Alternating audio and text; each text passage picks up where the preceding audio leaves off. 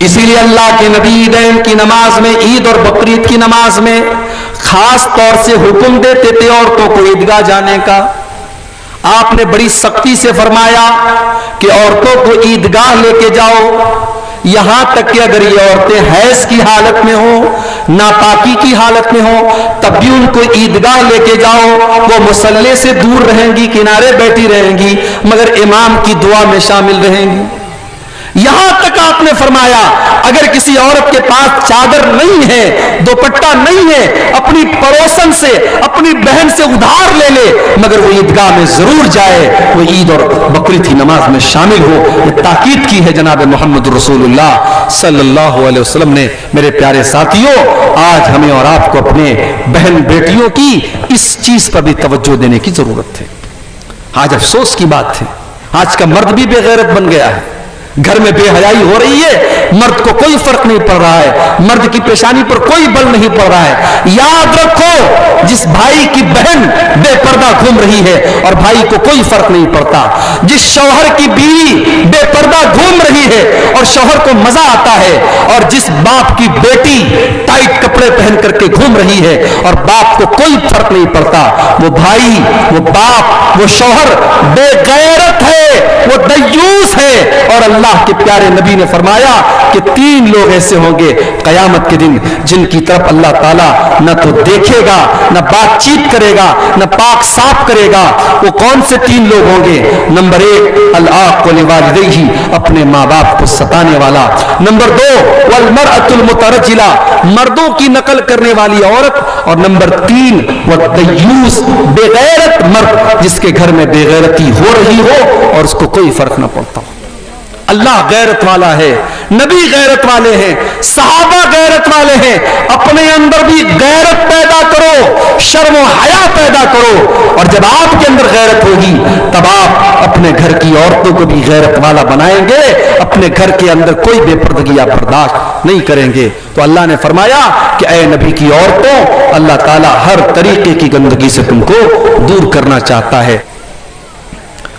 نبی اکرم کا دور ہے، مسجد میں نماز کے لیے عورتیں بھی آیا کرتی ہیں، مردوں کے پیچھے عورتوں کی صف لگتی ہے، نماز ختم ہوتی ہے، مرد حضرات بھی مسجد سے نکل رہے، عورتیں بھی نکل رہی ہیں۔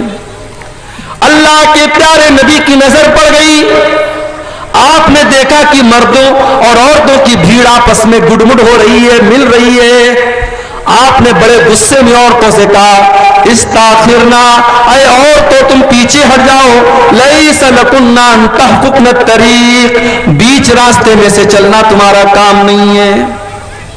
عورتوں پیچھے ہٹو، تمہارا کام بیچ راستے میں سے چلنا نہیں ہے، مردوں سے سٹ کر کے چلنا نہیں ہے۔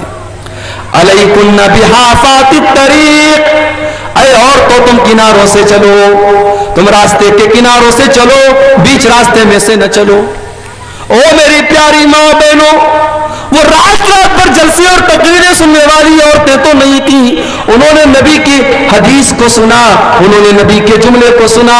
حدیث کے الفاظ ہیں فَكَانَتِ الْمَرْأَةُ تَلْتَصِقُ بِالْجِدَارِ، نبی کا ایک جملہ سننے کے بعد عورتوں نے اللہ کے نبی کی بات پر عمل کیا اور اتنا کنارے سے چل رہی تھیں کہ بعض عورتیں دیوار سے چپک کر کے چلتی تھیں اور ان کا کپڑا دیوار میں پھنس جایا کرتا تھا۔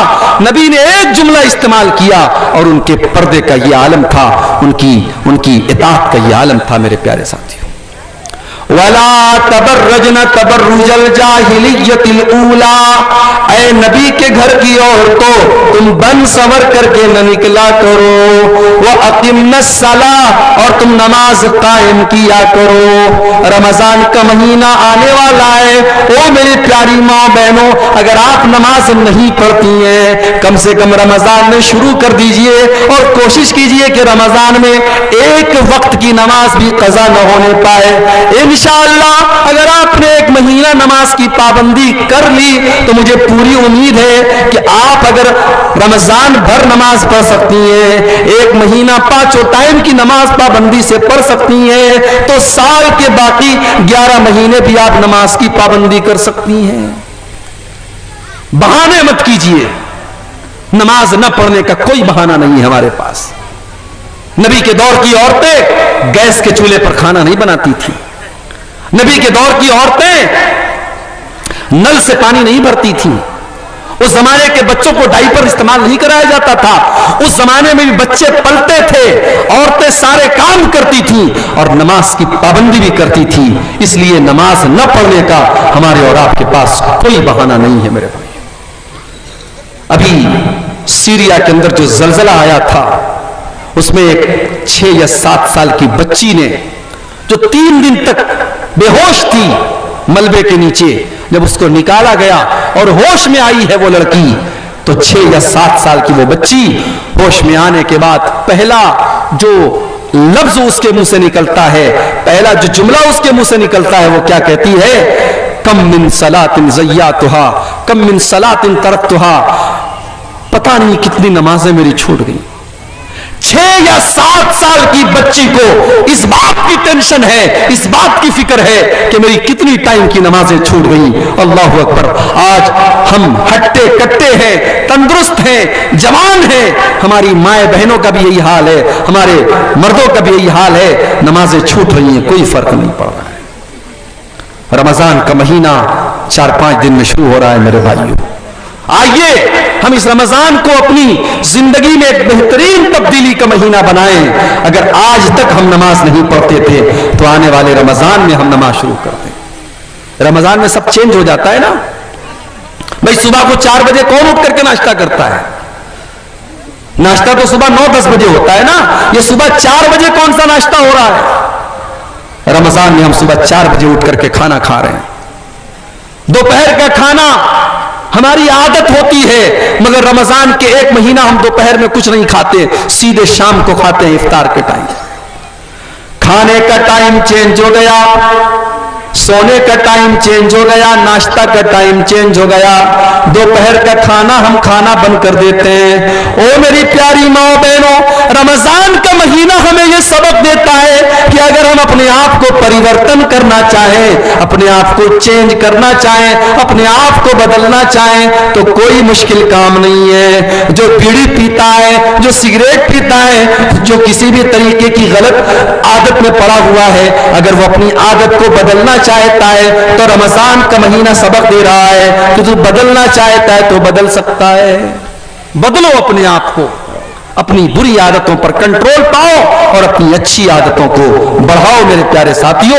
اللہ کہہ رہا ہے وَأَقِمْنَ الصَّلَاةَ, اے عورتوں نماز قائم کرو, وَآتِينَ الزَّكَاةَ, اور زکات ادا کرو. زکات ادا کرو. بیوی کے پاس زیورات ہیں, مسئلہ آتا ہے ہمارے پاس, مولوی صاحب میری بیوی زیور لے کے آئی ہے مائکے سے, اس زیور کی زکات مجھے نکالنی ہے یا بیوی کو نکالنی ہے؟ مسئلہ آتا ہے نا, سوال آتا ہے ہمارے پاس. تو مسئلہ سن لو. زیور کی مالک اگر عورت ہے, زیور عورت کا ہے, تو قاعدے سے زکات تو عورت کو دینی چاہیے. مگر چونکہ عورت کی الگ سے کوئی آمدنی نہیں ہے, شوہر ہی اس کو کما کے لا کے دیتا ہے, اس لیے اگر شوہر نکال دے زکات تو زکات ادا ہو جائے گی. لیکن اگر شوہر کے پاس اتنا پیسہ نہ ہو کہ وہ اس زیورات کی زکات نکالے, تو عورت کے لیے لازم ہے کہ وہ زیور کی زکات نکالے. اور اگر اس کے پاس کیش رقم نہیں ہے تو اسی زیور میں سے کچھ زیور بیچ کر کے نکالے. لیکن اگر 7.5 تولہ سونا یا 52 تولہ چاندی یا اس سے زیادہ کی اگر اس کے پاس زیورات ہیں, سونا چاندی ہے, تو اس کو زکات دینی پڑے گی. اللہ نے عورتوں کا نام لے کر کے کہا وَآتِينَ الزَّكَاةَ, تمہیں زکات ادا کرنا ہے. وَأَطِيعْنَ اللَّهَ وَرَسُولَهُ, اور اے مسلمان عورتوں تم اللہ کی اطاعت کرتی رہو, رسول کی اطاعت کرتی رہو.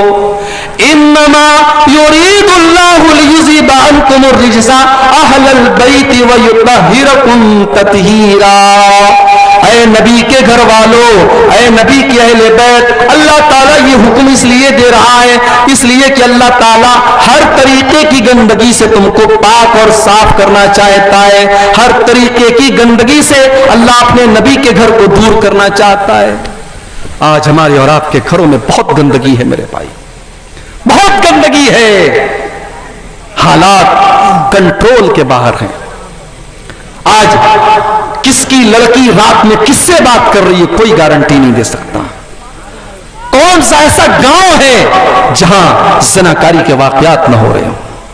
बचा लो अपने बच्चों को मेरे भाइयों, बचा लो अपनी बच्चियों को।